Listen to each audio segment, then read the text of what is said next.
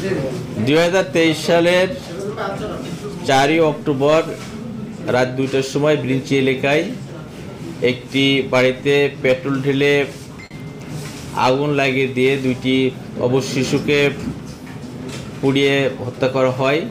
এই ঘটনার পরিপ্রেক্ষিতে আমাদের ফেনী মডেল থানায় একটি মামলা রেকর্ড করা হয়, হত্যা মামলা রেকর্ড করা হয়। এই মামলাটি দীর্ঘদিন ধরে তদন্ত চলছিল, বাট আমরা ফলপ্রসূ কোনো রেজাল্ট না হওয়ার পরিপ্রেক্ষিতে ডিবিতে ক্লোজ মনিটরিংয়ের জন্য মামলাটি নিয়ে আসা হয়।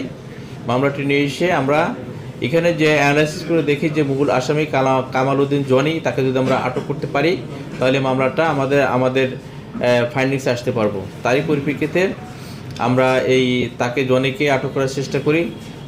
জনি ওই ঘটনার পর থেকে বিগত 2 বছর যাবৎ সে বিভিন্ন জায়গায় আত্মগোপনে বিভিন্ন ছদ্মবেশে সে নিজেকে লুকিয়ে রেখেছিল।